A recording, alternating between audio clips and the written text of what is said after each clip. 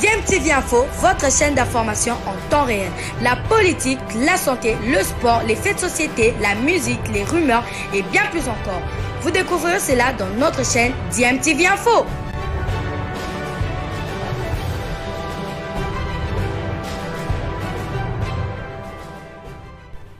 Vous êtes sur DMTV, bonjour ou bonsoir, tout dépend de l'heure à laquelle vous nous suivez. Tout plaisir est pour nous de vous retrouver, mais surtout de savoir que vous êtes nombreux en train de suivre votre chaîne YouTube DMTV. DMTV qui vous propose l'actualité, vous propose également des analyses et des réflexions sur des sujets d'actualité, sur des faits sociaux ou tout simplement sur des réalités que nous observons ici chez nous en République démocratique du Congo. L'actualité, c'est aussi le tour d'horizon.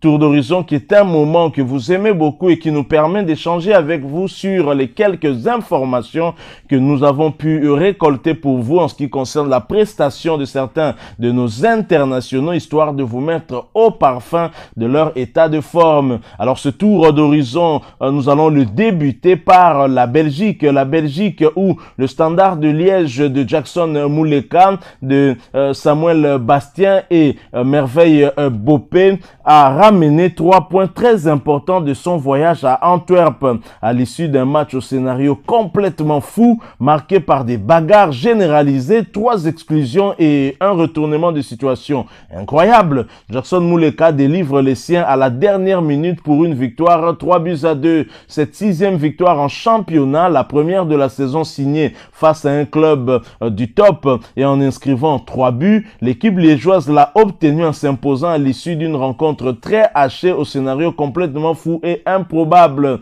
Antwerp diminué, le Standard ouvrait le score dès la 57e minute 1-0 avant que le Leco révolté ne puisse recoller au score 1 but partout à la 66e minute.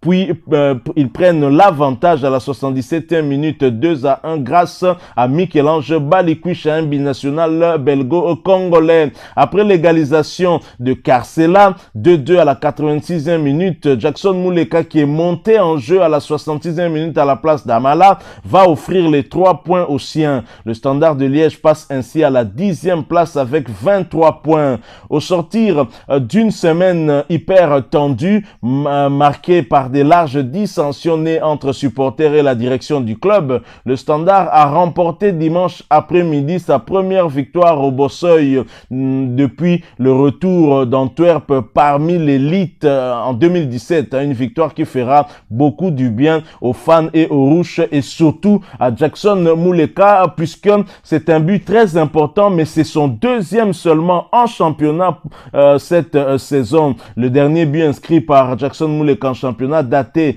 du mois d'août dernier contre l'Antwerp. Justement, c'était lors de la phase aller du championnat. On peut dire que le club anversois lui réussit bien. Merveille Bopé ainsi que Samuel Bastien étaient titulaires pour ce match. Bopé est sorti suite à un choc avec Michel-Ange Balikwisha à la 68e minute. Balikwisha avait inscrit, pour rappel, le but du 2-1 pour Anvers avant que le Standard ne puisse renverser le score. Alors du côté anversois, vous vous posez certainement cette question. Cet ancien joueur du Daring Club Montpellier de l'ASV Club, toujours invisible. Pas de trace pour Ava Adong. On se demande bien si en Belgique il est là en touriste ou il est allé pour jouer, parce que depuis qu'il est parti, on ne le voit pas et ça nous rend vraiment triste. Donc bonne nouvelle pour Jackson Muleka qui a inscrit donc un but très important. Alors poursuivons ce tour d'horizon, nous quittons la Belgique, nous allons juste la porte à côté dans l'Hexagone en France pour parler de la Ligue 2 et de l'international congolais Vital Ntimba et son club de Clermont Foot qui se sont imposés face à Angers. Clermont Foot s'est imposé sur le score de 0 contre 1 à Angers. Hier après-midi, le latéral gauche congolais Vital Ntimba était titulaire et a joué l'intégralité de la rencontre. Clermont Foot, qui est en train peu à peu de quitter cette zone de relégation, occupe actuellement la 16e place du classement de Ligue 1. Voilà à tout pour ce tour d'horizon en Belgique et en France. Nous revenons pour parler d'Arthur Massoakwe de West Ham et poursuivre donc ce tour d'horizon après cette courte pause.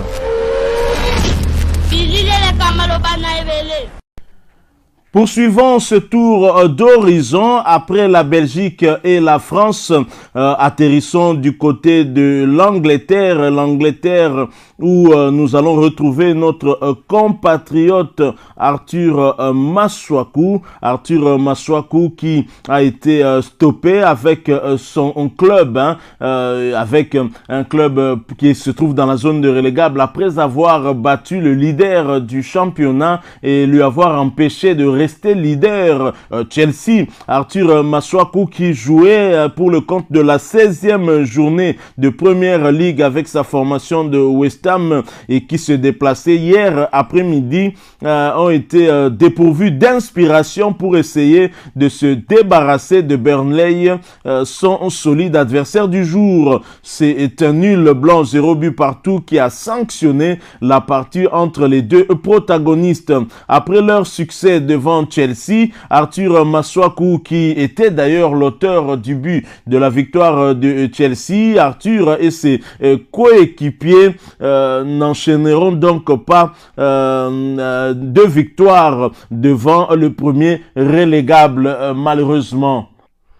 Et cela malgré les quelques rares occasions qui ont animé cette opposition. Aucune des deux équipes n'est parvenue à faire trembler les filets. Les Hammers se ramènent à la maison un point du nul alors qu'ils partaient favoris sur le terrain dès la première sur le terrain dès le début de cette rencontre sur papier bien évidemment et en plus sur le terrain de la lanterne rouge.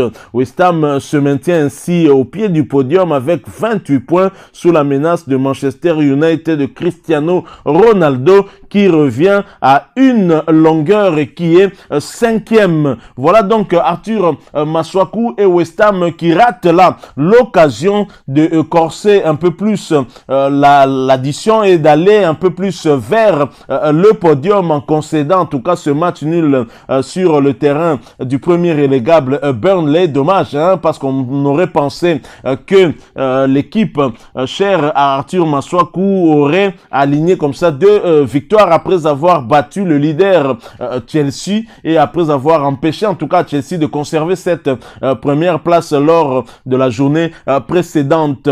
Dommage, mais espérons quand même puisque à défaut de gagner, vaut mieux ne pas perdre. C'est ce qu'a fait West Ham. Alors poursuivons ce tour d'horizon. Cette fois-ci, allons du côté de la Turquie où se jouait également le championnat du Super League, première division turque. Nous allons avoir des nouvelles de Walter Boualia, notre compatriote qui évolue du côté de Yeni et Malatyaspor. Alors Walter Boualia et Yeni Malatyaspor ont été pulvérisés à domicile. Yeni Malatyaspor a été détruit littéralement sur son propre terrain, 2-6 par Alanyaspor. Walter Boualia n'était pas titulaire comme à son habitude.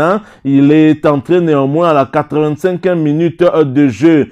En prêt avec le club turc, Walter Boualia rate complètement sa demi-saison. Il compte 0 but inscrit et 0 passe décisive en 10 matchs joués, toutes compétitions confondues. Yeni Malatyaspor, 18e, affrontera Rizespor, 19e, lors de la prochaine journée. Ce sera le dimanche prochain, ce sera lors de la 17e journée et on aura donc une opposition entre deux internationaux congolais. Walter Boualia sera face à Yannick Yala Abolazi. Restons toujours en Turquie pour parler cette fois-ci de Brit Assombalonga et son équipe d'Adana Demirspor qui enregistre leur 6e victoire. Adana Demirspor a battu Giresunspor sur le score étriqué d'1-0 en match comptant pour la 16e journée du championnat turc de première division. Et notre compatriote, l'international congolais Brit Assombalonga n'était pas titulaire pour ce match. Il a néanmoins fait son entrée en jeu à la 60 63e minute. Avec cette victoire, Adana Demirspor totalise 23 points et monte à la 8e place du classement du championnat turc de première division. Alors nous allons revenir après cette courte pause pour poursuivre ce tour d'horizon. Nous allons aller au Portugal, ensuite nous allons atterrir en Suisse pour avoir des nouvelles d'Elia Meshak que nous espérons toujours revoir en équipe nationale. Nous revenons après cette courte pause.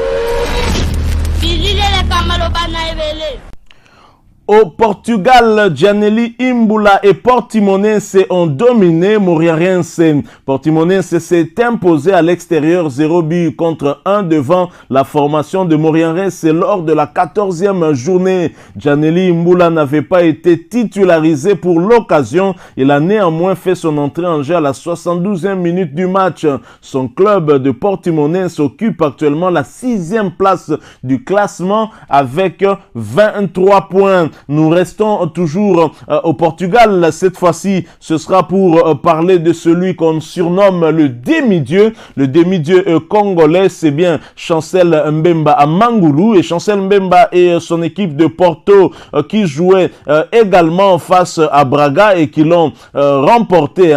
Le FC Porto s'est imposé à domicile face à Braga sur la petite démarche 1-0 et reste invaincu en championnat après 14 matchs disputés, 12 victoires et 2 matchs nuls. Le défenseur international congolais Chancel Mbemba Mangulu était bien titulaire pour l'occasion et a joué toute la rencontre. Porto reste leader de Liga NOS, championnat portugais de première division, à égalité de points avec le Sporting Club. Voilà donc tout pour ce tour d'horizon au Portugal. Nous allons donc boucler la boucle, comme on dit, avec Elia Meshak en Suisse.